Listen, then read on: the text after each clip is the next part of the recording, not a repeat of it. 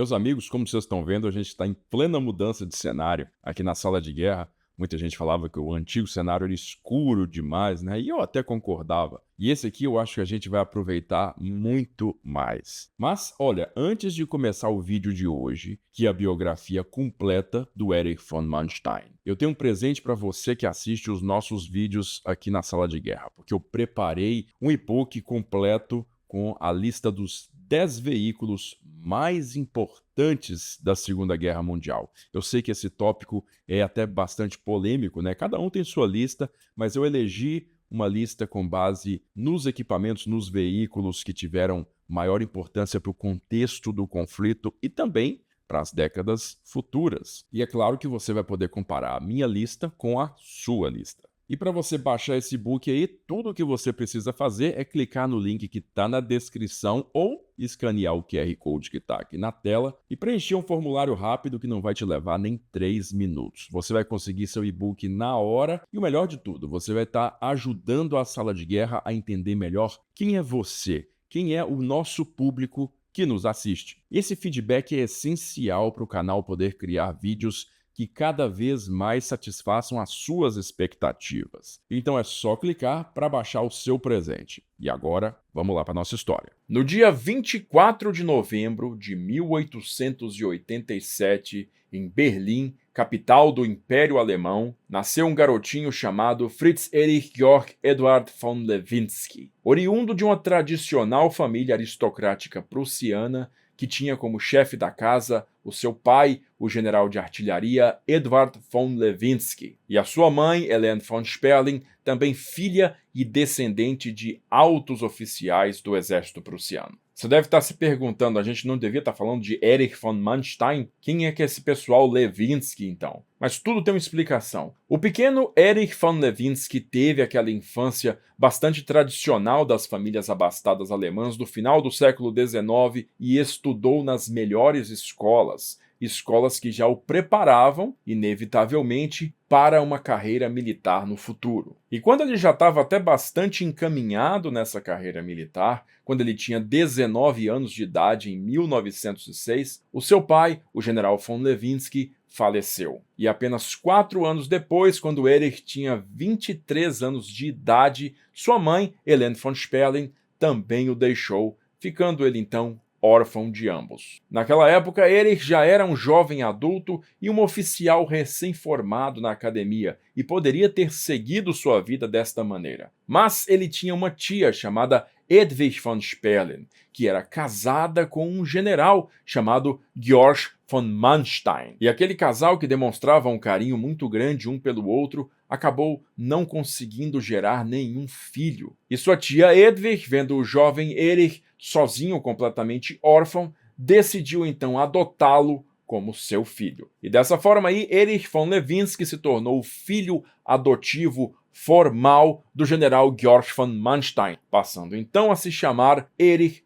von Manstein. Tanto a família Lewinsky, do pai biológico de Erich, quanto a família Sperling, que vinha da mãe de Erich, e também a família Manstein, do seu novo pai adotivo, as três tinham longa tradição militar na Prússia. Cerca de 16 membros imediatos da família tinham conseguido chegar ao alto oficialato do exército e muitos desses 16 acabaram chegando ao posto de general. E inclusive Erich von Manstein teve 2 avós que combateram em altos postos muito destacados durante a Guerra Franco-Prussiana, que consolidou o Império Alemão em 1870 e 1871. Seu avô por parte de pai era o general Albrecht Gustav von Manstein, que havia comandado o 9º Corpo de Exército durante a Guerra Franco-Prussiana. E o seu avô por parte de mãe foi o general Oskar von Sperling, que havia sido chefe de Estado-Maior do 1º Exército Alemão na mesma guerra. Para dizer o mínimo, o jovem Erich tinha exemplos em sua família imediata em quem se inspirar. E claro, ele tomou muita inspiração no trabalho dos avós, que ele nem chegou a conhecer, mas acabou estudando muito sobre a vida e o trabalho deles. E para completar todo esse novelo familiar aí, Erich von Manstein era sobrinho de ninguém menos que Paul von Hindenburg, futuro marechal de campo e chefe militar do Kaiser Wilhelm II na Primeira Guerra Mundial, que era casado com sua tia, irmã da sua mãe, Gertrud von Sperling. Bom, a carreira militar de Erich von Manstein começa no ano de 1900, quando ele ingressa no corpo de cadetes na escola de Groß-Lichterfelde, e após 6 longos anos de estudo em 1906, ele sai aspirante da arma de infantaria junto ao 3º Regimento de Guarda. No ano seguinte, 1907, Manstein foi comissionado Leutnant ou 2º Tenente do Exército, e em 1913 ele é aceito para cursar a Academia de Guerra da Prússia.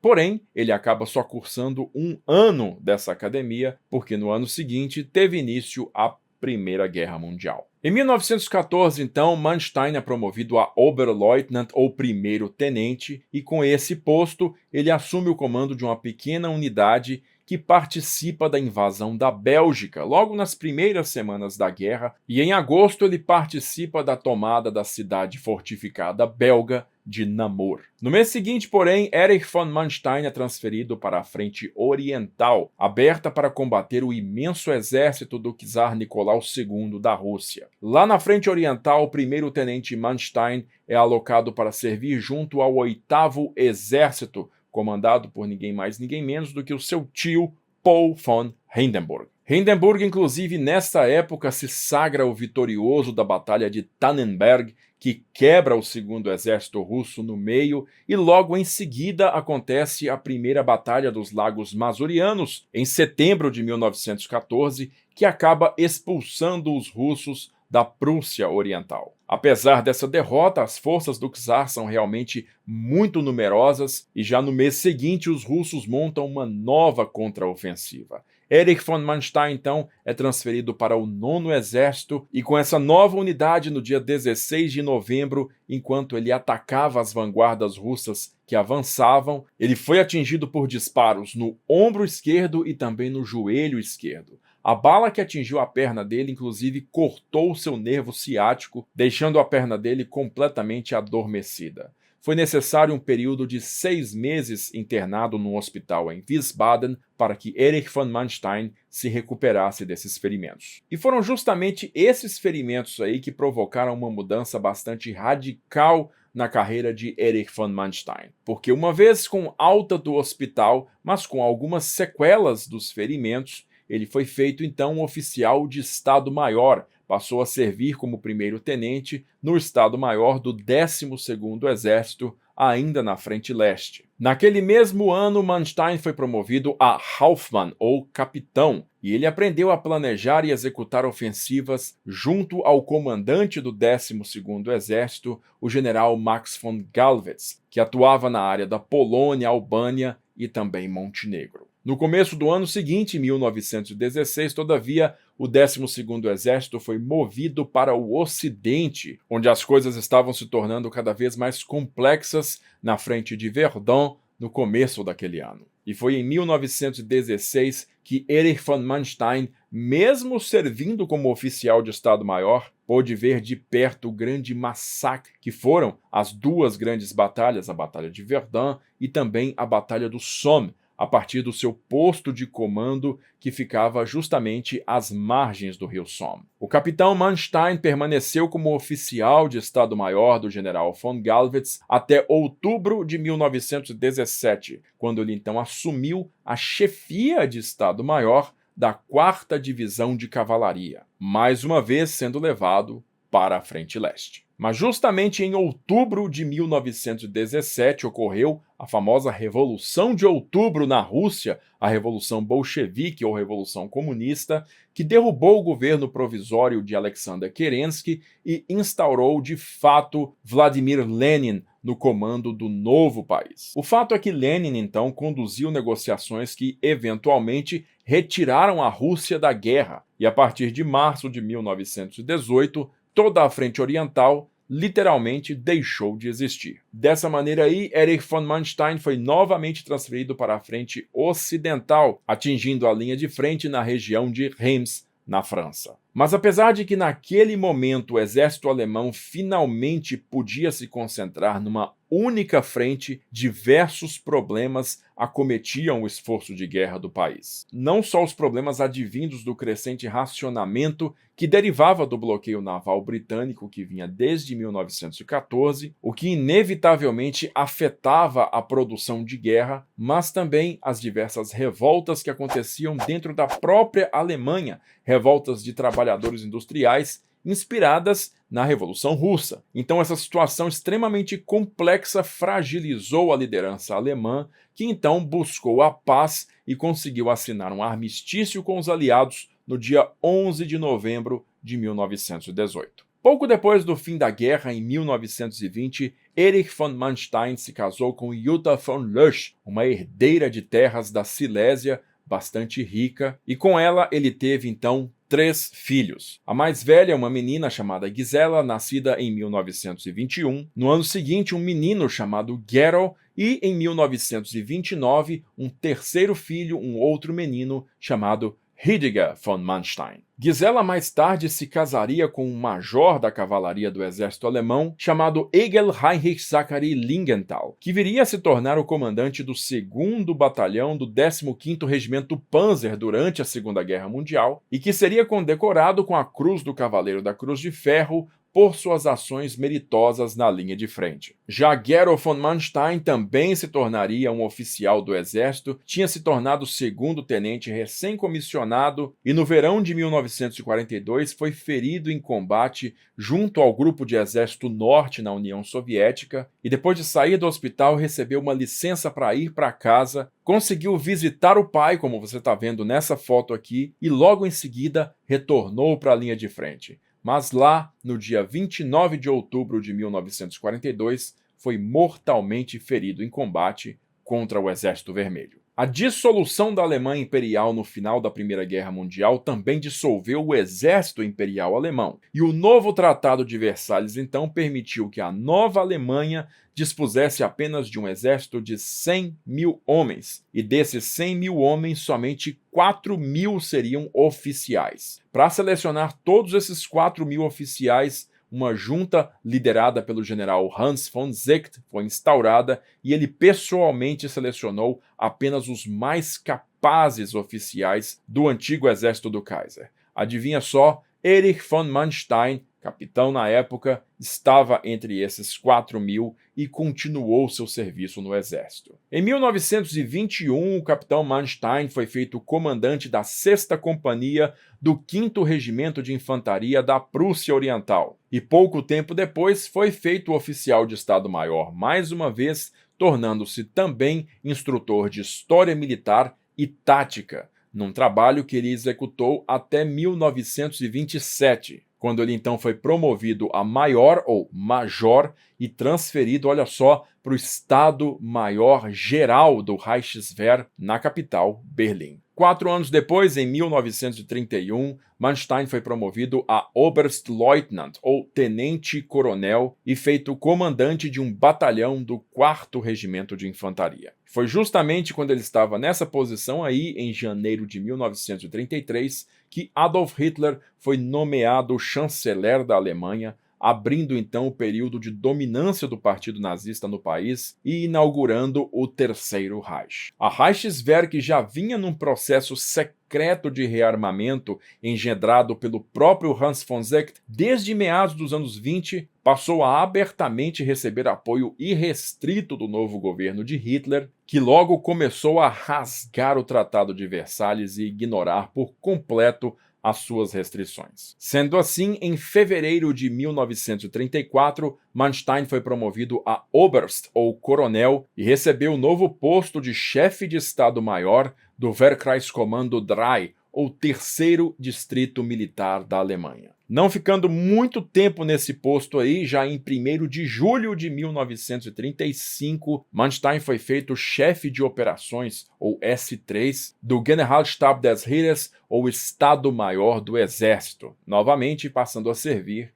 em Berlim. Foi nessa posição aí que Manstein conheceu 2 grandes precursores da arma de cavalaria blindada, ou arma Panzer, que queriam mudar completamente o conceito da guerra. Esses foram os generais Oswald Lutz e Heinz Guderian, com quem Manstein aprendeu muito sobre operação e uso em massa de tanques. Contudo, o próprio chefe do Estado-Maior do Exército, o general Ludwig Beck, não gostava nem um pouco dessa história de uso em massa de tanques. Ele achava que os tanques eram sim apenas um suporte à infantaria e deveriam agir doravante somente dessa maneira. E por conta dele, a evolução das forças Panzer na Alemanha sofreram um atraso de alguns anos. Mas, para resolver esse problema entre esses dois lados opostos, o Guderian e o Beck, Manstein propôs então a criação de um novo tipo de máquina, um novo tipo de tanque que seria adaptado às necessidades específicas da infantaria e deixaria os Panzers completamente autônomos em outro lado. Esse novo tipo de armamento ficaria conhecido como Sturmgeschütz, ou, por sua sigla mais famosa, Stug, literalmente em português, canhão de assalto. Os Stugs eram basicamente tanques sem torre. Eram veículos que utilizavam a mesma base, os chassis, particularmente dos Panzers III e IV, e apresentavam em cima somente uma superestrutura com uma arma voltada para frente, sem muito controle de deriva, forçando a tripulação a girar o carro inteiro para fazer a mira num alvo. E apesar desses veículos aí terem sido originalmente projetados para ser apenas apoio de infantaria e destruidores de casamatas, por exemplo, eles no fim das contas se tornaram caça-tanques especializados, tornando-se alguns dos veículos mais versáteis da Segunda Guerra Mundial. Manstein divisou a força de Stugs como um derivado da artilharia, mas com similaridades claras com a própria cavalaria blindada. Inclusive nos uniformes, você pode perceber que o uniforme das forças Panzer é preto, mas o uniforme das forças de Stugs, os canhões de assalto, era bastante similar, mas na cor cinza. Esse trabalho aí provavelmente deu muito crédito para o Manstein, porque em outubro de 1936, Manstein foi promovido a Generalmajor, ou general de 1 estrela, e se tornou o vice-chefe de Estado-Maior-Geral, trabalhando logo abaixo do próprio Ludwig Beck. Mas em 4 de fevereiro de 1938, o destino tomou uma guinada diferente, quando Manstein foi promovido mais uma vez, desta vez a Generalleutnant, ou general de 2 estrelas, e assumiu então o comando da 18ª Divisão de Infantaria, retirando do Estado-Maior-Geral. Seu posto como vice-chefe então foi assumido pelo general Franz Halder, e desde o começo uma antipatia muito grande cresceu entre os dois homens. Acontece que em 1938, no final daquele ano, em setembro, outubro, houve a crise dos Sudetos, e por conta da intenção clara de Hitler de invadir a Tchecoslováquia, o general Beck simplesmente se demitiu do cargo porque não concordava com aquilo tudo. E seu substituto, claro, seria seu novo vice-chefe de Estado-Maior, o general Franz Halder, que então assumiu a chefia de Estado-Maior-Geral, o que colocou esse inimigo de Manstein numa posição muito importante e influente. No dia 20 de abril de 1939 foi realizada uma imensa celebração para comemorar o aniversário de 50 anos de Hitler, e nessa ocasião aí, Manstein fez um discurso público elogiando muito o ditador, dizendo que ele foi enviado dos céus para guiar a Alemanha e que nenhuma potência do mundo ouse pisar no calo da Alemanha, e que se esse fosse o caso, ele, Manstein, não seria contrário à abertura de uma nova guerra mundial. No dia 18 de agosto de 1939, uma nova guinada do destino muda novamente a carreira de Erich von Manstein. Ele é feito chefe de Estado-Maior do Grupo de Exército Sul, comandado pelo general Gerd von Rundstedt, um dos oficiais mais respeitados por Hitler. Rundstedt realmente era favorecido por Hitler e no planejamento do Estado-Maior-Geral para a invasão da Polônia que estava prestes a acontecer, o Grupo de Exército Sul deveria executar o esforço principal contra aquele país. E como chefe de Estado-Maior do Grupo de Exército Sul, era a responsabilidade de Manstein desenvolver os planos de ação. A frente de batalha de Rundstedt, que enfrentava ali a região do sudoeste da Polônia, era composta por 3 exércitos. O 8º, comandado pelo general Johannes Blaskowitz, o 10º, comandado pelo general Walter von Reichenau, e o 14º Exército do general Wilhelm List. E somente uma parte dessas divisões de infantaria eram realmente divisões motorizadas, além do que Manstein também podia contar com o 16º Corpo Panzer do general Erich Hoeppner. Mas as ideias que Manstein havia absorvido de Guderian e Lutz alguns anos antes sobre uso em massa de veículos blindados e também seguidos de perto por infantaria móvel fizeram com que ele ousasse bastante no seu novo plano e decidisse concentrar todas as divisões motorizadas, bem como quase todo o componente Panzer do Grupo de Exército Sul no 10º Exército de Walter von Reichenau. E Reichenau deveria, então, utilizar essa vantagem única para abrir uma cunha no meio das defesas polonesas e atingir o rio Vístula, capturando Varsóvia no menor tempo possível. E nesse mesmo tempo, Blaskowitz pelo norte, após capturar Lodz, e List pelo sul, após capturar Cracóvia, deveriam apenas dar proteção de flanco a Reichenau, que então capturaria a capital inimiga. E você pode perceber aí nesse ponto da história como essa decisão de Manstein colaborou para elevar o prestígio de Walter von Reichenau e seu chefe de Estado-Maior, o general Friedrich Paulus, como um dos comandantes de campo preferidos de Hitler. Apesar de ter formulado esse plano que eventualmente levaria os alemães a uma vitória muito rápida na Polônia, Manstein secretamente era contrário aos planos de invasão. Ele se demonstrou muito preocupado com a possibilidade dos aliados atacarem a Alemanha pelo oeste, provocando novamente uma guerra de duas frentes que ele conhecia pessoalmente muito bem. Mas apesar dessas ressalvas pessoais, Manstein foi em frente e, a partir do dia 1º de setembro de 1939, seus planos foram executados à risca. A frente do Grupo de Exército Sul avançou de maneira ampla e já no dia 5 de setembro haviam conquistado seus objetivos primordiais em Lodz e Cracóvia. E com Reichenau avançando em alta velocidade pelo centro com os tanques e apoio aéreo bastante cerrado, ele conseguiu no dia 8 fechar um bolsão de tropas polonesas na região de Radom. Esse bolsão, então martelado por terra e também pelo ar, se rendeu no dia 14 de setembro. Mas como nenhum plano resiste ao contato com o inimigo, no dia 9 de setembro, o general Tadeusz Kuczeba, comandante polonês do exército de Poznan, contra-atacou o flanco esquerdo exposto de Blaskowitz, às margens do rio Bjura, e por alguns dias conseguiu manter a vantagem polonesa que ameaçava então cortar o 8º Exército em dois. Percebendo isso, então, Manstein ordena que Reichenau vire suas vanguardas blindadas para oeste e contra-ataque o flanco do próprio exército de Poznan, levando então ao massacre das tropas polonesas naquela batalha, que foi concluída com uma retumbante vitória alemã no dia 19 de setembro. Ao mesmo tempo em que isso aí acontecia, partindo lá da Prússia Oriental, o corpo Panzer de Guderian já tinha chegado a Brest, praticamente cortando a retaguarda polonesa no dia 14, e também no dia 17 de setembro, a União Soviética invadiu a Polônia pelo leste. Enfrentando uma situação completamente irremediável, Varsóvia foi capturada no dia 27 de setembro e um último grupo de tropas polonesas que ainda resistia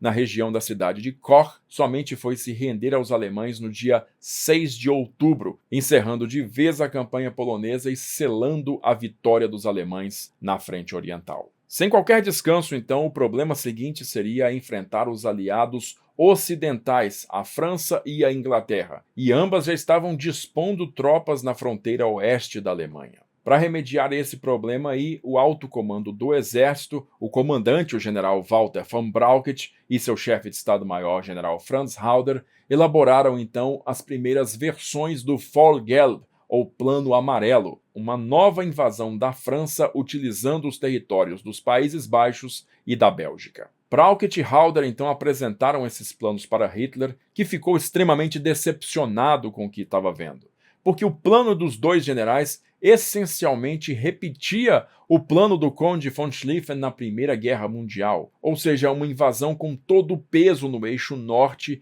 que provocaria novamente um confronto com as forças britânicas e francesas no meio do território belga. Hitler estava convencido de que esse plano resultaria apenas numa repetição da própria Primeira Guerra Mundial, resultando numa nova guerra de trincheiras. E isso aí que ele havia experimentado na pele era algo que ele nunca mais queria que acontecesse. Só que Manstein também teve acesso a esses planos e, ao vê-los na mesa, teve a mesma conclusão de Hitler, e ele então tomou a iniciativa de secretamente revisar aquele planejamento e enviar sua própria versão para o novo Fallgelb. O foco do plano de Manstein estava novamente na ação dos tanques, a ação em massa dos Panzers, como uma força que poderia romper a retaguarda inimiga e dividir as forças do inimigo em duas. Ele mudou o peso nos eixos do ataque, trazendo toda a força blindada para o sul, onde estaria posicionado o novo Grupo de Exércitos A, que era apenas a nova nomenclatura do Grupo de Exércitos Sul de Rundstedt. Manstein então planejou passar com os tanques por dentro da floresta das Ardenas e na cidade de Sedan cruzar o rio Meuse, abrindo uma cunha na retaguarda francesa que deveria pegar os inimigos completamente desprevenidos. Com essa ideia, Manstein então evitaria o grosso das forças anglo-britânicas e também o complicado terreno da Bélgica, forçando o inimigo a lutar com as costas contra o mar. E depois de fechar esse cerco, ele então planejou uma segunda grande manobra em direção à retaguarda da própria linha Maginot. O mais incrível de tudo é que Manstein elaborou esses planos enquanto estava executando seus próprios planos durante a própria invasão polonesa em meados de setembro daquele ano de 1939. E ele inclusive teve condições de enviar esboços para que Heinz Guderian pudesse opinar e confirmar seus pensamentos. E os dois trabalhando juntos conseguiram finalizar essa versão preliminar, que então foi submetida à aprovação de Rundstedt no começo de outubro. E diga-se de passagem, o general Rundstedt gostou muito dessa nova versão, porque justamente dava ao seu grupo de exércitos a primazia no ataque contra as potências ocidentais. Dessa forma, Rundstedt submeteu o novo planejamento de Manstein ao OKH, o Oberkommando des Heeres, ou Alto Comando do Exército, em meados de outubro. Mas você sabe na mão de quem que esse plano foi parar lá no Alto Comando do Exército, né? Nas mãos de Franz Halder. Ao saber que aquilo ali vinha da cabeça do seu odiado Manstein, Halder então fez um escândalo e rejeitou por completo aquele plano que ele considerou então publicamente como ridículo. E esta decisão aí poderia muito bem ter apenas sepultado o plano de Manstein se não fosse mais um acidente do destino. No dia 11 de janeiro de 1940, um aviãozinho monomotor alemão com 2 passageiros decolou ali do noroeste do país e por um erro de navegação acabou tendo que fazer um pouso forçado numa cidade belga. Acontece que um desses tripulantes da aeronave estava com uma pasta que continha parte do planejamento, parte do Fallgelb, o plano alemão de invasão da França. E essa pasta então foi capturada por agentes militares belgas. Os belgas então analisaram aqueles papéis e evidentemente passaram eles para os britânicos e franceses. E Hitler, agora furioso e temendo pelo vazamento de dados referentes a seus planos de invasão, ordenou então uma revisão total daquele planejamento. Rundstedt então manda os planos de Manstein direto para Hitler, e Franz Halder, já prevendo no que aquela situação poderia resultar, ou seja, numa nova subida de prestígio do seu inimigo Manstein, no dia 27 de janeiro, transfere Manstein da chefia de Estado-Maior de Rundstedt para o comando do 38º Corpo de Exército. Só que essa manobra de Halder se provaria, no fim das contas, um grande tiro pela culatra, porque ela forneceu a Manstein um excelente, elogiado, superinteligente oficial de Estado-Maior, a experiência de comando de grandes unidades de linha de frente que ele precisava. Fazendo um paralelo para vocês, um outro oficial de Estado-Maior também bastante capaz e elogiado, Friedrich Paulus, chefe de Estado-Maior de Walter von Reichenau, nunca teve qualquer experiência prévia de comando de grandes unidades em linha de frente antes de assumir o comando do próprio 6º Exército Alemão em 1942, diante de Stalingrado. E a gente hoje sabe muito bem o que essa falta de experiência de Paulus resultou para os esforços militares alemães naquela época. Mesmo com Manstein virtualmente tendo sido exilado por Halder, Hitler, no dia 17 de fevereiro, o chama para uma reunião, e Manstein então aproveita a oportunidade para explicar todos os detalhes do seu raciocínio para Hitler, que então aprova o novo Plano Manstein como a nova versão do Fallgelb, a versão que deveria ser executada pelos alemães dentro de pouco tempo. Assim sendo, no dia 10 de maio de 1940, o Plano Manstein é executado. Nos 3 primeiros dias, os alemães chamam a atenção dos ingleses e franceses para o norte da linha de frente, na Holanda, junto à área de operações do Grupo de Exércitos B, enquanto os tanques de Heinz Guderian e Hermann Hoth estão cruzando a Floresta das Ardenas, chegando a Sedan, cruzando o rio Meuse e então, nos dias seguintes, empreendendo uma corrida rumo ao litoral muito rápida e completamente imbatível que, no fim das contas, abre um buraco entre duas grandes massas de tropa dos aliados. A chegada dos alemães ao litoral força então os ingleses a evacuarem suas tropas através de Dunkerque, e a partir da eliminação desse bolsão ao norte, os alemães voltam sua atenção completamente para o restante do exército francês, que defende a linha do rio Sena ao sul. O 38º Corpo de Manstein então se torna o primeiro a cruzar o rio Sena na abertura do Vollrot, ou Plano Vermelho, que nas 3 semanas seguintes acaba destruindo por completo aquilo que resta de resistência na França. E os franceses então assinam com os alemães um armistício no dia 22 de junho de 1940. Mas no primeiro dia daquele mês de junho de 1940, Erich von Manstein havia sido promovido a General der Infanterie, ou General de 3 estrelas. E no dia 19 de julho, no mês seguinte, foi condecorado com a Cruz do Cavaleiro da Cruz de Ferro por seus feitos tanto no planejamento quanto na execução de ações contra o exército francês. Naquele ponto, a reputação de Erich von Manstein como uma mente pensante, como um grande pensador de grandes ações estratégicas no exército alemão, estava realmente em ascendência. E com o foco alemão passando agora para o planejamento da Operação Leão Marinho, ou a invasão da Inglaterra através do Canal da Mancha, o 38º Corpo de Manstein foi incluído na primeira onda daquele planejado ataque anfíbio que ele próprio considerava perigoso, mas necessário. Mas como todos sabemos, a Luftwaffe não foi capaz de atingir o ponto primordial que deveria ser atingido antes de qualquer tentativa de travessia do canal, que era a superioridade aérea sobre as áreas de desembarque.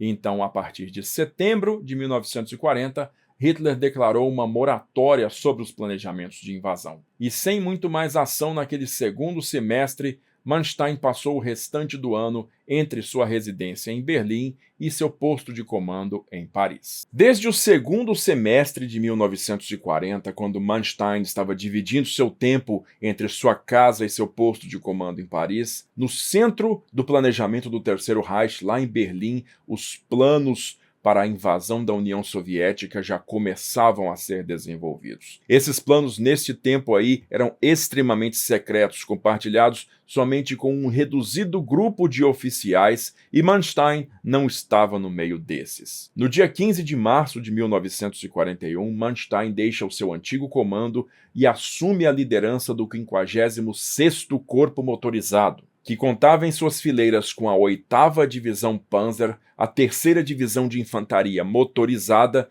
bem como também com a 290ª Divisão de Infantaria. E nesse comando aí, em maio daquele ano, Manstein se tornou um dos únicos 250 comandantes da Wehrmacht a receber os primeiros briefings, a ser informado sobre o grande planejamento da Barbarossa, pouco mais de um mês do lançamento daquela operação. E para a invasão da União Soviética, o corpo de Manstein foi inserido no 4º Grupo Panzer, comandado pelo general Erich Heppner, e que, juntamente com o 18º Exército do general Georg von Küchler e o 16º Exército do general Ernst Busch, compunham o Grupo de Exércitos Norte do Marechal de Campo Wilhelm Ritter von Lieb, que percorreria os países bálticos em direção a Leningrado, tendo como objetivo final dominar esta importante cidade fabril e também portuária do norte da União Soviética. Dentro do 4º Grupo Panzer de Hepner haviam 2 corpos de exército, o 56º de Manstein e o 41º Corpo Panzer do general Georg Hans Reinhardt,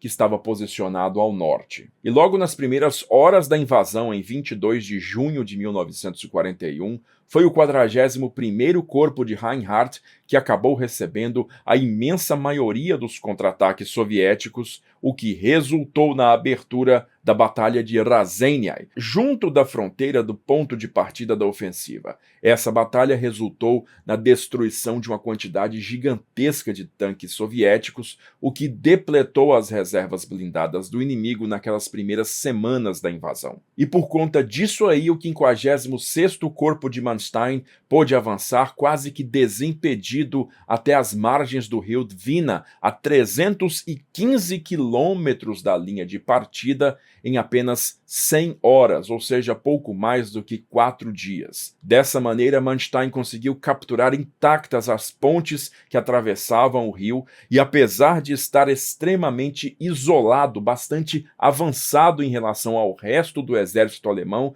ele conseguiu se manter na posição e conseguiu se defender de diversos contra-ataques soviéticos. E quando finalmente Reinhardt, depois de ter vencido a Batalha de Razeniai, alcança Manstein, os 2 corpos de exército então avançam contra Luga, que é considerada a chave para Leningrado. Só que aí vai entrar na vida de Manstein aquele que talvez tenha sido seu maior nêmesis, um jovem talento russo da guerra de movimento chamado Nikolai Vatutin, que na época era chefe de Estado-Maior da Frente do Noroeste e já um general aos 39 anos de idade. Vatutin então monta um contra-ataque diretamente contra o corpo motorizado de Manstein e consegue cortar toda a 8ª Divisão Panzer, isolando-a e causando diversas baixas à unidade. A 8ª Divisão Panzer eventualmente consegue furar o cerco, mas a um custo muito alto, e o ataque contra Luga acaba sendo atrasado. Mas mostrando que ele se recuperava muito rápido, Manstein então em 10 de agosto desvia suas tropas para Staraya Russa,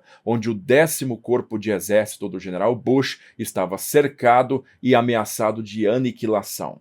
Manstein então monta um rápido contra-ataque, cerca 5 divisões inimigas, capturando 12.000 homens e destruindo 140 tanques. O sucesso de Manstein nessa operação foi notável e o comandante soviético, o general Kuzma Kachanov, acabou sendo preso e executado pela derrota que sofreu. Manstein então apela para o Marechal Leeb por um descanso para suas tropas, visto que elas já estavam há mais de 3 meses em combate contínuo. Contudo, Leeb nega esse pedido e ordena que ele avance sobre Demyansk. Então Manstein inicia o seu avanço sobre esta cidade, quando no dia 12 de setembro ele recebe uma notícia que mudaria mais uma vez a sua vida. Lá no extremo sul da frente soviética, ao sul dos Montes Cárpatos, estava posicionado o 11º Exército Alemão do general Eugen Ritter von Schobert. E no dia 12 de setembro, Schobert estava no avião de reconhecimento, vistoriando a linha de frente,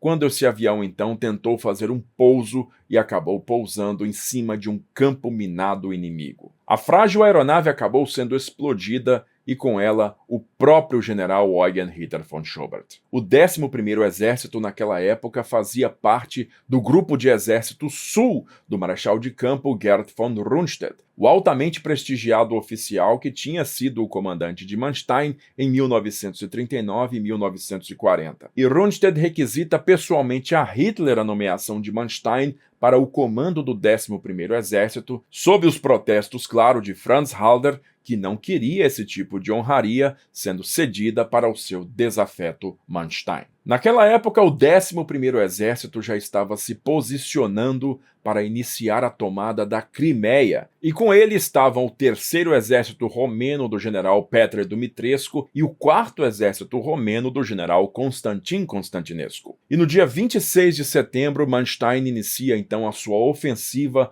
para tomar o Istmo de Perekop, uma estreita passagem de terra que liga a Ucrânia à própria Crimeia. Defendendo a passagem estava o 51º Exército Soviético e após alguns dias de duro combate, Manstein consegue triunfar contra os inimigos, embora depois de capturar a maior parte do istmo, ele tenha perdido a maior parte de suas tropas, que foram desviadas para a ofensiva continuada rumo leste. Contando apenas com suas próprias tropas e o terceiro exército de Dumitrescu, Manstein então avança a Crimeia adentro de uma forma bem mais lenta e sem suporte aéreo adequado, já mostrando aí bem claramente como o efetivo alemão para Barbarossa foi mal calculado, e tanto a imensidão das áreas a serem conquistadas quanto a resistência inimiga se mostraram maiores do que o planejamento prévio. No dia 31 de outubro daquele ano, Manstein consegue cortar a estrada entre Simferópol e Sevastopol,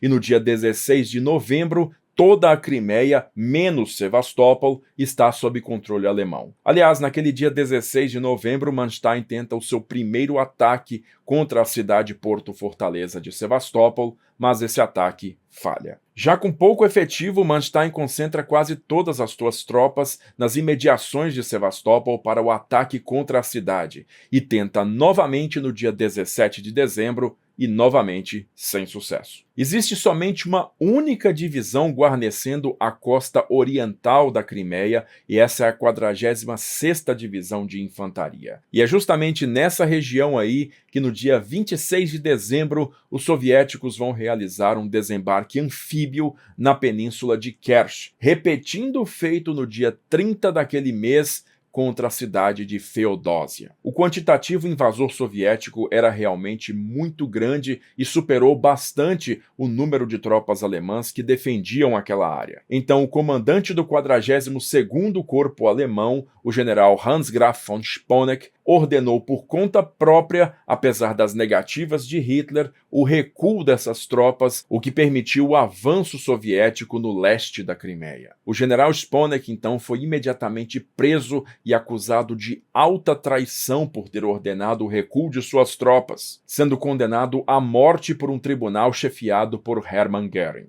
Mas Manstein intercede junto a Hitler em nome de Sponeck e consegue comutar a sentença do general para 7 anos de cadeia. No esteio do atentado de Stauffenberg contra a vida de Hitler em 20 de julho de 1944, todavia, Heinrich Himmler ordena a execução de Sponeck, mesmo que ele não tivesse nada a ver diretamente com o grupo de conspiradores. Com a invasão soviética do leste da Crimeia, Manstein então cancela os planos para capturar Sevastopol e envia suas tropas para a região oriental. E nesse ponto da guerra, como a Crimeia é uma frente de segunda importância, Manstein não tem qualquer apoio aéreo para partir para a ofensiva. Ele então monta uma linha defensiva e entre janeiro e abril de 1942 consegue resistir a diversos ataques soviéticos contra suas posições. E nesses ataques aí o Exército Vermelho chega a perder a soma de 350 mil homens. Por esse sucesso, em março de 1942, Manstein é promovido a Generaloberst, ou general de 4 estrelas, e no dia 8 de maio daquele ano ele dá início à Operação Trappenjagd,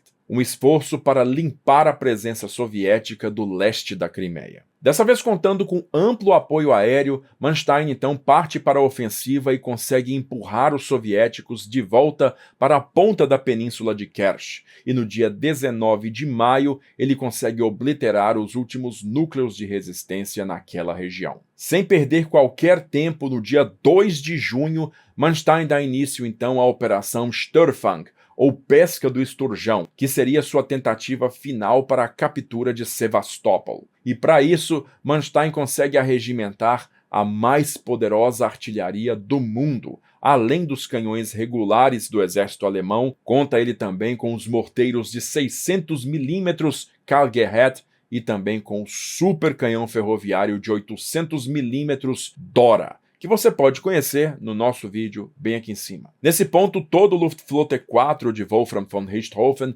está dando apoio aéreo para Manstein contra Sebastopol. Então, no dia 29 de junho, ele decide realizar um desembarque anfíbio na própria Baía de Severnaya, que acaba por quebrar o esquema defensivo soviético. Sendo que no dia 1º de julho, os alemães colocam o pé na cidade e, como recompensa, Manstein recebe sua promoção a Generalfeldmarschall, ou Marechal de Campo. E apenas 4 dias depois, os alemães têm controle completo de Sebastopol. Considerado agora por Hitler como o homem que consegue quebrar as nozes mais duras, Manstein então é desviado para o norte da frente mais uma vez contra a cidade de Leningrado, que já está cercada há quase um ano. Ao chegar lá em agosto, Manstein percebe que ele não tem tropa suficiente para assaltar e conquistar a cidade de Leningrado. Então ele planeja a Operação Nordlicht, ou Luz do Norte, que teria por objetivo capturar as margens de Leningrado junto ao lago Ladoga, para então selar 100% a cidade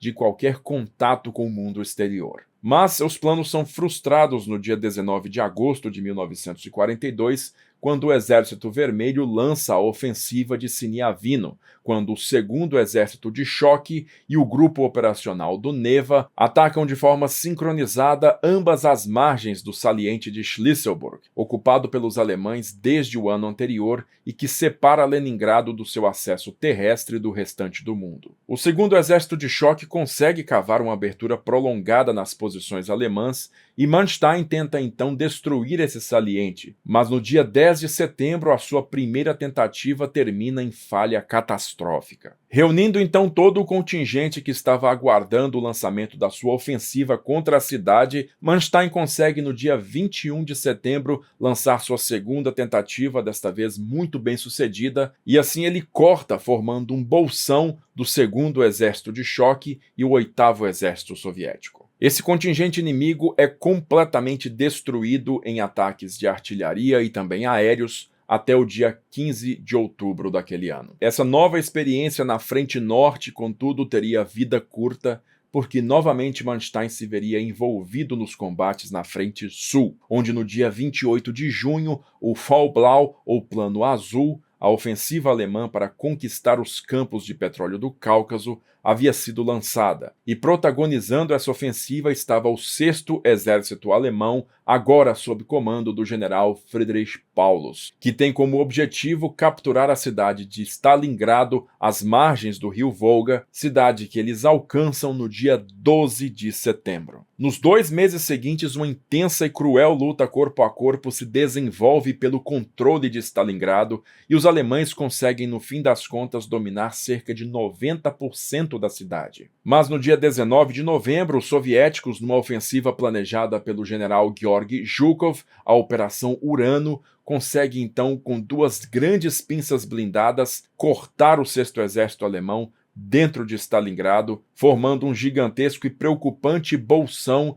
na área sul da frente de batalha. Foi por conta disso que no dia 21 de novembro, o alto comando alemão criou então o Grupo de Exércitos do Don, composto pelo 6º Exército Alemão dentro de Stalingrado, mas também pelo 4º Exército Panzer e o 3º e 4º Exércitos romenos. Pouco após chegar à região, no dia 24 de novembro, Manstein então emite o seu primeiro relatório operacional. E nesse relatório está praticamente definido o destino do 6º Exército nos meses seguintes, porque nele Manstein concorda que o 6º Exército consegue sim resistir cercado dentro de Stalingrado, desde que abastecido pelo ar. Hermann Göring, então comandante da Luftwaffe, vem corroborar a impressão de Manstein, dizendo que seus aviões conseguem manter o 6º Exército alimentado e que não existe perigo imediato de aniquilação daquela força. Então Hitler decide que Paulus tem condições de capturar e manter a cidade. No dia 12 de dezembro, Manstein dá início à Operação Wintergewitter, ou Tempestade de Inverno, que era um grande esforço para furar o bloqueio soviético e restabelecer uma ligação com o Sexto Exército de Paulus. Mas após alguns dias de sucesso, suas pontas blindadas são bloqueadas pelos soviéticos e a força de Manstein sozinha não teria condições de romper aquele bloqueio. A atitude correta, então, seria fazer com que o Sexto Exército, dentro do Bolsão, desengajasse da cidade e começasse a forçar a abertura de dentro para fora também. Mas Manstein, muito por medo da situação que acontecera com Sponeck meses antes naquele ano, decide não ordenar a Paulus que saia da cidade. Em 18 de dezembro, Manstein chega a fazer uma tentativa oficial junto a Hitler, solicitando que ele autorizasse a saída de Paulus de Stalingrado, mas Hitler nega terminantemente. No dia 23 de dezembro, o esforço de Manstein é oficialmente cancelado. A situação da Operação Wintergewitter, na verdade, antes mesmo de ser cancelada, já estava praticamente condenada, porque no dia 16 de dezembro, os soviéticos lançaram a Operação Pequeno Saturno, contra as posições do 8º Exército Italiano às margens do rio Don, a noroeste de Stalingrado. Essa operação ameaçou cercar todo o grupo de exércitos do Don, então no dia 30 de dezembro, Manstein recua de sua posição rumo a oeste e a partir de então, Paulus está completamente largado à própria sorte dentro do bolsão de Stalingrado. O Sexto Exército lá dentro vai resistir por pouco mais de um mês até que seus últimos núcleos remanescentes se rendem em 2 de fevereiro de 1943. Stalin fica super animado com esses sucessos e de imediato já ordena um prolongamento da operação para retirar os alemães de toda a área da bacia do Donetsk. E nesse contexto aí conseguem capturar as cidades de Kursk e Kharkov em fevereiro de 1943, porém consomem todas as suas reservas e agora estão bastante espalhados pelo terreno sem a força necessária para reagir a um eventual contra-ataque alemão. E justamente para fazer isso aí é recriado um novo e poderoso grupo de exército sul, que agora contém os contingentes do antigo grupo de exércitos do Don e também do grupo de exércitos A e B. E esse novo grupo de exército sul é colocado sob o comando de Erich von Manstein. Dias após a derrota do Sexto Exército em Stalingrado, Kursk vai ser capturada no dia 9 de fevereiro de 1943 e Kharkov também vai cair ante o Exército Vermelho no dia 15 de fevereiro. Essa sequência de derrotas catastróficas para os alemães é preocupante ao extremo para Hitler, e ele próprio vai no dia 17 de fevereiro até a linha de frente para conferenciar com Manstein e verificar o que é que vai ser efetivamente feito para recuperar esse território. Apenas 2 dias depois dessa visita de Hitler, Manstein inicia sua nova ofensiva, contando agora com o 2º Panzerkorps, o 2º Corpo Panzer da SS,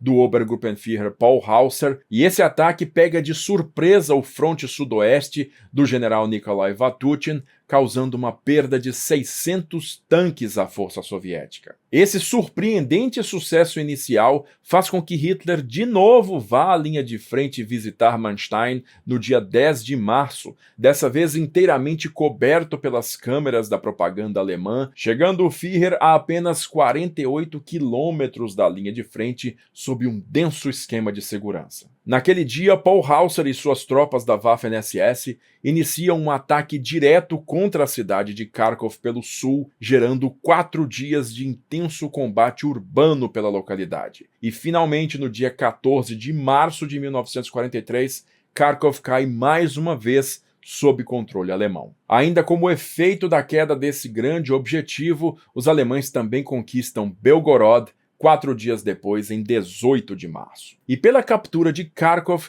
Manstein é finalmente condecorado com as folhas de carvalho da Cruz do Cavaleiro. O que para mim é pessoalmente um lance muito estranho, porque ele deveria ter ganhado essas folhas de carvalho no ano anterior pela captura de Sevastopol. Você imagina que diversos comandantes alemães e diversos militares de linha de frente ganharam condecorações semelhantes por feitos muito menos significativos do que a captura de um porto fortificado na retaguarda de uma frente de batalha. Então eu presumo que o bloqueio dessa condecoração aí em julho de 1942 para Manstein seja um último canto de cisne do seu inimigo Franz Halder como chefe de Estado-Maior do Exército, visto que Hitler o demitiu em setembro de 1942. Mas voltando à linha de frente, a captura de Kharkov e Belgorod formou um saliente na linha de frente, um saliente soviético entre os pontos dominantes alemães em Belgorod e Oriel, o famoso saliente de Kursk. Logo após capturar Belgorod, Manstein queria prosseguir no ataque e capturar Kursk, mas Hitler proibiu essa ação porque desviaria o foco dos ataques da valiosa região sul da União Soviética, além do que o solo naquela região ainda estava lamacento por conta do degelo da primavera. Seria necessário esperar alguns meses, tanto para que o solo estivesse adequado,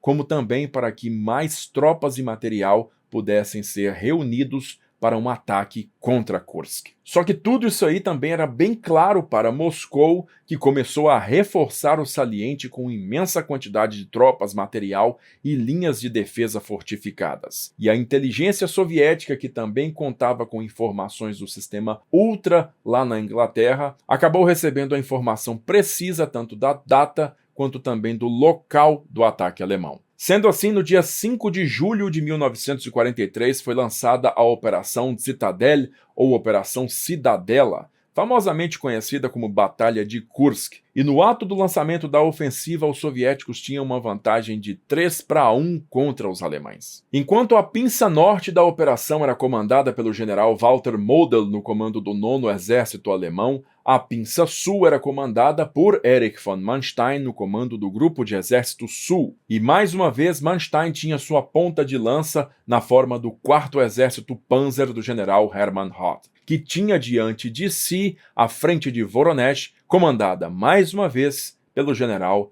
Nikolai Vatutin. Enquanto a pinça norte de Model acabou se batendo contra as linhas defensivas soviéticas, sendo repelido de volta para Orel, a pinça sul de Manstein conseguiu romper nada menos do que 4 linhas defensivas soviéticas, acabando por chegar às proximidades da cidade de Prokhorovka no dia 12. E é lá que o 2º Corpo Panzer da SS de Paul Hauser vai se bater diretamente contra o 5º Exército de Tanques da Guarda do general Pavel Rotmistrov. Esse confronto de tanques aí é um dos maiores da história e acaba resultando em cerca de 80 tanques alemães destruídos contra 340 tanques soviéticos destruídos. E embora as baixas alemãs sejam comparativamente menores que as soviéticas, elas afetaram muito mais suas linhas de suprimento, e visto que o Exército Vermelho tinha reservas muito maiores, essa vitória acabou não resultando em nenhum impacto positivo. Com a situação no solo completamente desalentadora e também com o fato de que os aliados tinham invadido a Sicília em 10 de julho, Hitler, no dia seguinte, 13 de julho, cancela a Operação Cidadela. Manstein protesta contra a decisão de Hitler de cancelar a operação, dizendo que ele tinha destruído a imensa maioria das reservas soviéticas até o restante do ano. Mas essa alegação de Manstein se provaria extremamente errada, pois já no dia 3 de agosto, o Exército Vermelho monta uma nova ofensiva, retomando Belgorod no dia 5 de agosto e abrindo uma brecha de 56 quilômetros entre as tropas de Hermann Hoth e de Walter Kempf. Manstein toma a iniciativa de iniciar a construção de uma linha de defesa ao longo do rio Dnieper, a famosa linha Panther-Wotan, mas Hitler determinantemente nega a autorização para recuar suas tropas para o oeste do rio. Diante do pujante avanço inimigo, no dia 20 de agosto, Manstein diz que ele está controlando um terreno muito amplo com pouquíssimas tropas. E no dia 21 de agosto, os soviéticos iniciam um ataque diretamente contra Kharkov e capturam a cidade no dia 23, apenas 48 horas depois. Essa derrota, que agora é definitiva somada às dos dias seguintes, faz com que Hitler, em 15 de setembro, finalmente autorize Manstein a recuar todo mundo para o oeste do rio Dnieper. E Manstein então autoriza o uso de táticas de terra arrasada ao longo de toda a sua área de recuo. Mas o Exército Vermelho não mostra qualquer sinal de fraqueza e já no dia 1º de novembro, Nikolai Vatutin monta 2 ataques anfíbios através do Dnieper contra Kiev. Usando uma tática conhecida pelos russos como Maskirovka, ele primeiro ataca ao norte na região de Lyutezh e depois ao sul, na região de Bukrin. Os alemães, então, presumem que o ataque principal está sendo realizado ao sul da cidade, em Bukrin, quando, na verdade, Vatutin reforça suas tropas ao norte e cruza o Dnieper em Liutas. Incapazes de reagir à confusão, os alemães acabam cedendo Kiev, que é capturada pelos soviéticos no dia 6 de novembro. Pouquíssimos dias depois, no extremo sul da linha de frente, o 2º Exército de Tanques da Guarda acaba atingindo a região de Kherson e cortando de forma definitiva o 17º Exército Alemão, que estava ocupando a Crimeia. E nas semanas seguintes, os remanescentes dessa força vão recuar para Sevastopol e ser evacuados por mar para a Romênia, cedendo definitivamente a Crimeia para os soviéticos. A ofensiva de Vatutin contra Manstein continua e no dia 24 de dezembro ele pede reforços a Hitler, mas Hitler nega tais reforços. E a situação se torna tão complexa que em 4 de janeiro de 1944, Manstein vai até o quartel-general de Hitler em Lvov e implora por mais liberdade de ação para os generais. E Hitler, mais uma vez, ouve todo o pedido de Manstein calado, para no final simplesmente negar-lhe. Poucos dias depois, um contingente de 56 mil soldados alemães são fechados num bolsão perto da cidade de Cherkassy, às margens do rio Dnieper,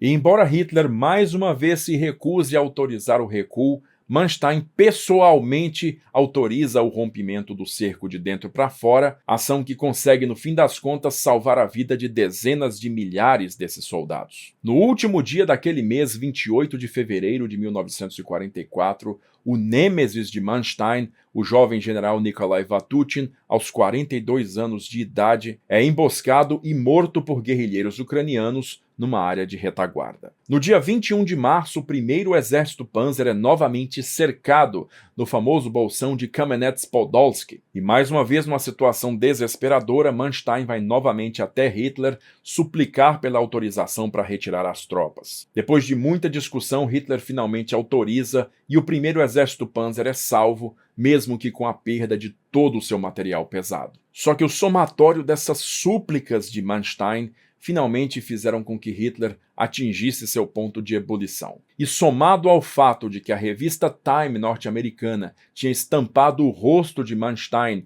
como a face da derrota alemã naquele período, fez com que Hitler então decidisse demiti-lo. Sendo assim, Hitler convoca Manstein até o seu quartel-general no dia 30 de março, condecora ele com as espadas para a Cruz do Cavaleiro e em seguida comunica que ele está demitido de todos os seus cargos e, a partir daquele dia, vai para a reserva do Führer. Apenas 2 dias depois, em 2 de abril, Walter Model assume o comando do Grupo de Exército Sul. Agora, na reserva, Manstein então vai cuidar da sua saúde e faz uma cirurgia para remoção de uma catarata no olho direito. No dia 20 de julho de 1944, quando acontece o atentado contra a vida de Hitler, Manstein está se recuperando num retiro litorâneo junto ao Mar Báltico. E apesar de que ele não tem qualquer envolvimento com a conspiração que realizou o atentado, a Gestapo o coloca sob vigilância. Manstein vai comprar uma fazenda na Pomerânia no 2º semestre de 1944, mas essa fazenda vai ter que ser evacuada em janeiro de 45 devido ao avanço soviético. E ele então se muda com sua família para Berlim. Lá, poucos dias antes do final da guerra,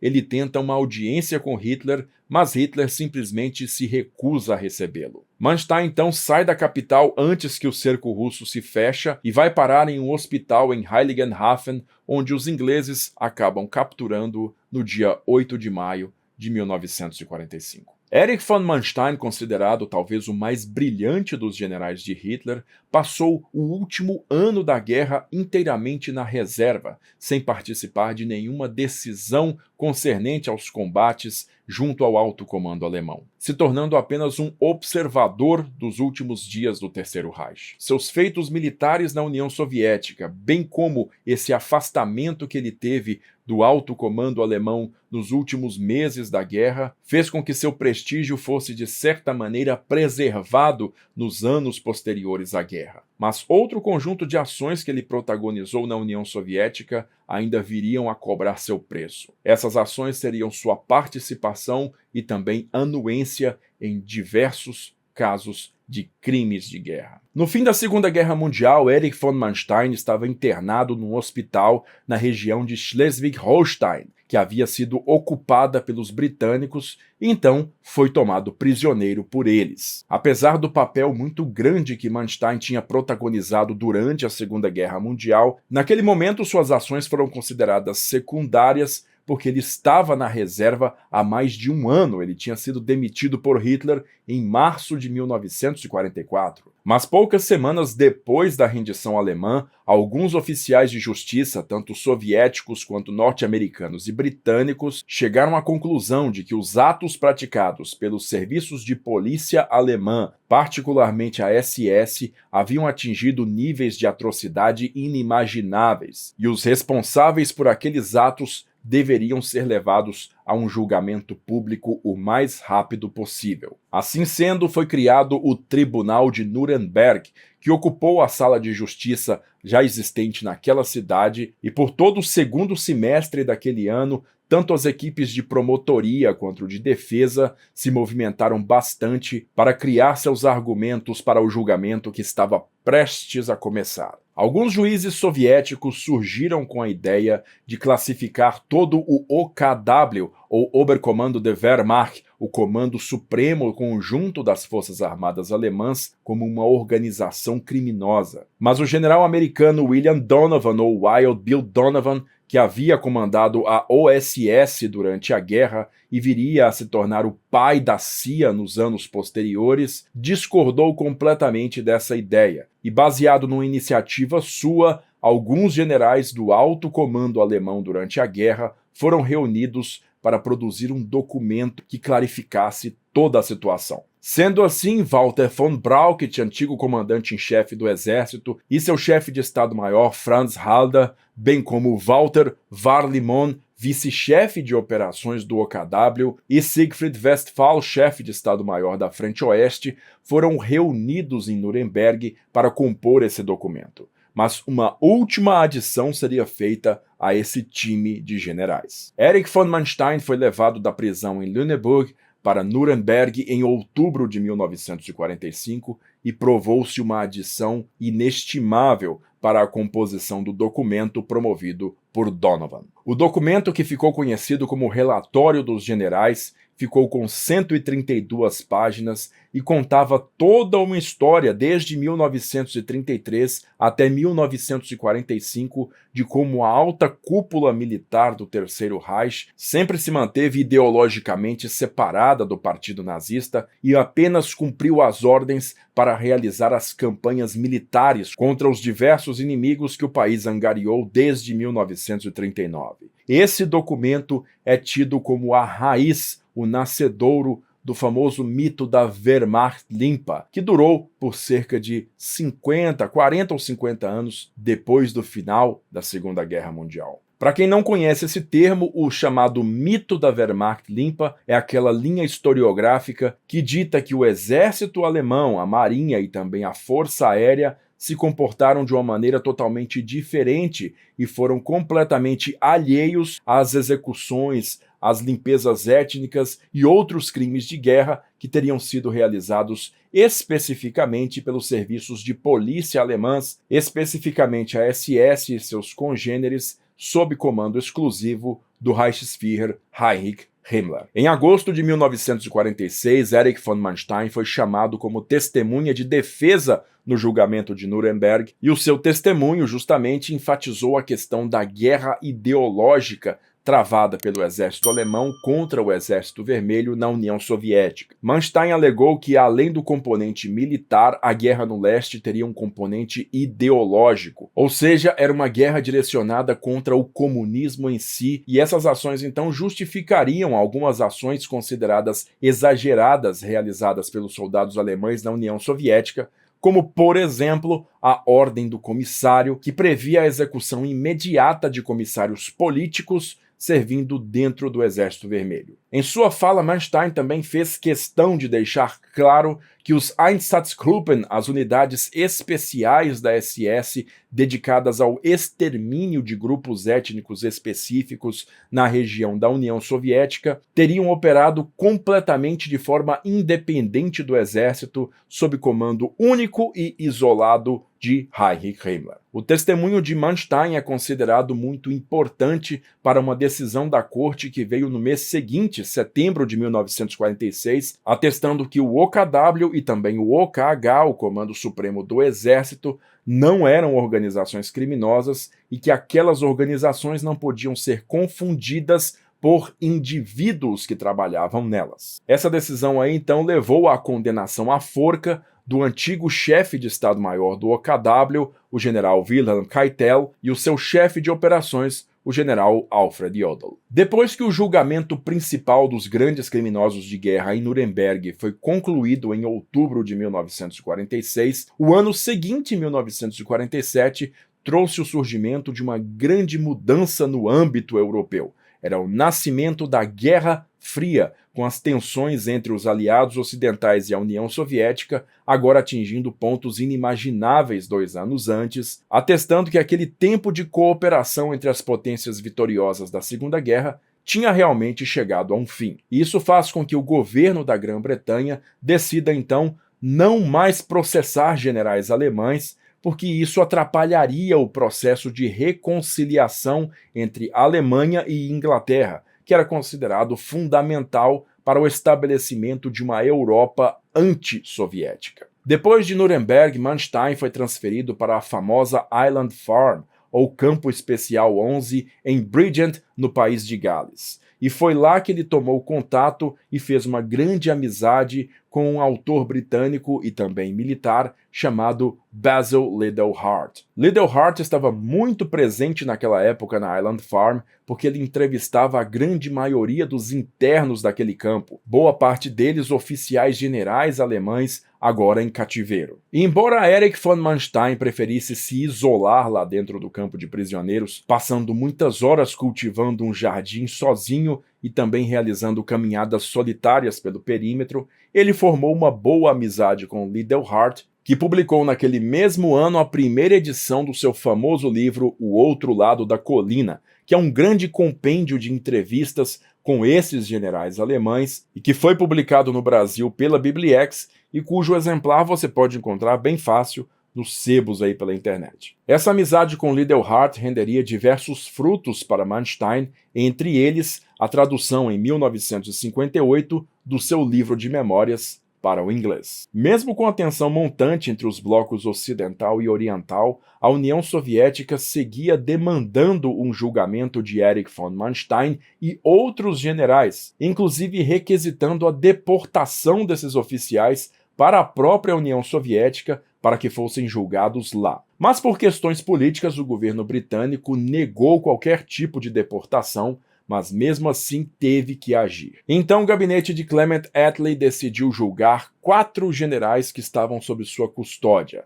sendo eles Walter von Brauchitsch, Gerd von Rundstedt, Adolf Strauss e Erich von Manstein. Isso porque um jurista norte-americano, o general Telford Taylor, havia compilado uma imensa quantidade de evidências contra esses 4 militares durante os julgamentos de Nuremberg. As acusações formuladas por Taylor giravam em torno do extermínio de comissários políticos, o extermínio de prisioneiros de guerra e o extermínio da população civil. Diante desse cenário, o gabinete Attlee ficou dividido, mas acabou chegando à conclusão que não seria adequado julgar esses militares em território britânico e que o melhor seria transferi-los para a Alemanha e julgá-los lá. Sendo assim, em julho de 1948, os 4 generais foram transferidos para Münsterlager, um campo de prisioneiros perto de Hamburgo, dentro da área de ocupação britânica da Alemanha Ocidental. Winston Churchill, que agora era o chefe da oposição, foi um dos grandes oponentes desse julgamento desde o início,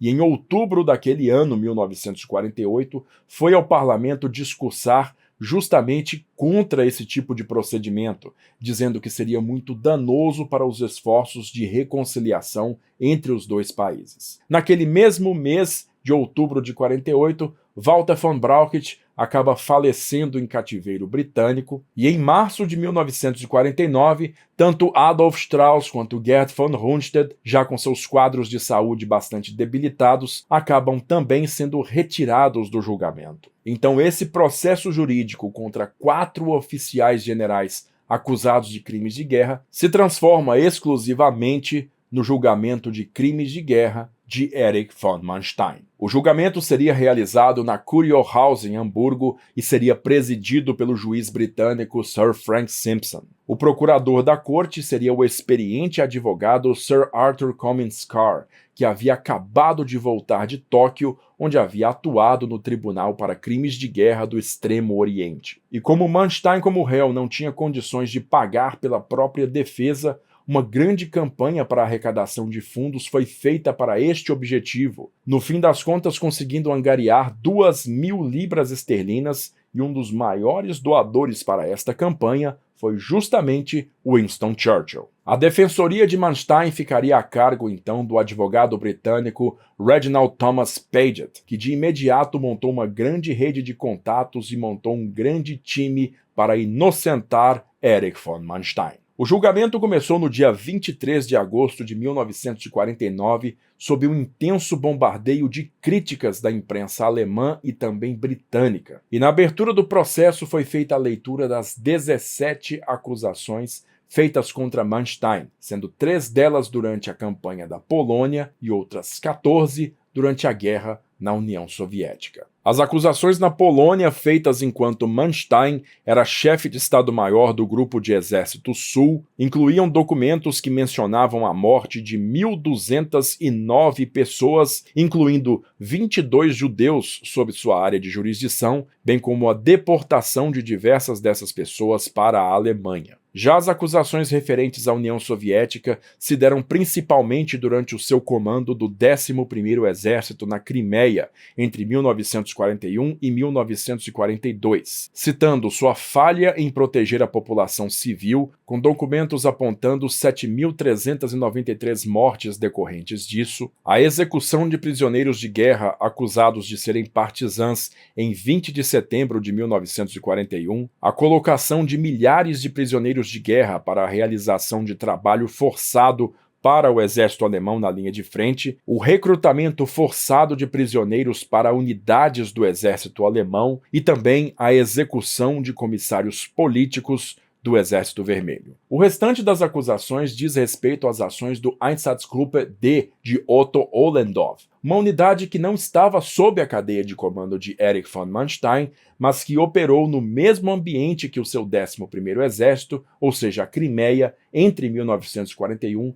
e 1942. Entre essas acusações estava a autorização para a execução de judeus e cidadãos soviéticos, a falha em proteger os civis em sua área de atuação, o fato de que soldados do 11º Exército entregaram civis ao Einsatzgruppe, sabendo muito bem que destino esperava essas pessoas, a autorização a soldados para matar civis na Crimeia, a autorização para executar civis sem o devido processo, ou seja, por crimes não cometidos por eles, a colocação de civis em regime de trabalho forçado e a deportação de civis como trabalhadores escravos para a Alemanha, bem como a ordem de iniciar operações de terra arrasada às margens do rio Dnieper em 1943. A promotoria de Arthur Commons Carr levou 20 dias para detalhar toda a documentação que acusava Manstein de crimes de guerra, enfatizando as diversas diferenças entre esta documentação e o testemunho que Manstein dera no julgamento de Nuremberg em 1946. Um destaque do trabalho da promotoria foi o uso dos autos do testemunho do próprio Otto Ollendorf, comandante do Einsatzgruppe D, durante o seu julgamento que acontecera em 1948, no qual ele foi categórico em afirmar que Manstein foi cotidianamente informado das operações da sua unidade na Crimeia, e que Manstein teria inclusive enviado um documento a Ollendorf requisitando os relógios de pulso dos prisioneiros executados para uso por seus próprios soldados. Foi também encontrado pela promotoria um documento da Ordem da Severidade assinada por Manstein. A Ordem da Severidade havia sido criada em setembro de 1941 por Walter von Reichenau dentro do 6º Exército Alemão. E nessa ordem, Reichenau oficialmente autorizava suas tropas a agir de forma nada piedosa com a população soviética, visto que essa população seria parte do chamado Sistema Judaico-Bolchevista Internacional. Em novembro de 1941, Manstein então copiou essa ordem e emitiu um documento muito similar para o 11º Exército. A defesa de Manstein então chamou o general Theodor Busse, que havia sido seu chefe de operações no 11º Exército na Crimeia e que naquela época atuava como chefe de defesa civil da Alemanha Ocidental. Busse então foi o principal militar envolvido na organização da defesa de Manstein e angariou diversas testemunhas para corroborar a sua tese. A defesa iniciou alegando que a criação do oficialato alemão nas primeiras décadas do século XX não dava qualquer espaço para o oficial questionar ordens do Estado. Portanto, Manstein seria uma espécie de fruto do ambiente em que ele foi criado. Foi alegado também que todos os comissários políticos que foram executados por ordem de Manstein estavam, na verdade, atuando atrás das linhas inimigas como guerrilheiros e, portanto, sujeitos a este tipo de penalidade. No total, 16 testemunhas, boa parte delas oficiais que haviam integrado o Estado-Maior de Manstein, afirmaram que ele nunca teve qualquer participação em crimes de guerra na região da Crimeia e que ele não recebia quaisquer informações sobre o trabalho do Einsatzgruppe D, que só respondia exclusivamente a Heinrich Himmler. Quando teve a oportunidade de falar, Manstein alegou que sempre desprezou a teoria racial de Hitler e que ele tinha sido, para todos os efeitos, apenas um executor das ordens do Estado. Por fim, Reginald Paget disse que boa parte das acusações eram fruto de pura propaganda soviética e que a Convenção de Haia, cuja violação era a base de diversas dessas acusações, na verdade, nunca se aplicou à União Soviética, porque a União Soviética nunca foi signatária da Convenção de Haia. Dessa forma, depois que tanto a Procuradoria quanto a Defesa fizeram seus últimos pronunciamentos, a sentença chegou no dia 19 de dezembro de 1949. Manstein foi considerado inocente de 8 das acusações, mas culpado de outras 9. Ele foi inocentado das 3 acusações referentes à Polônia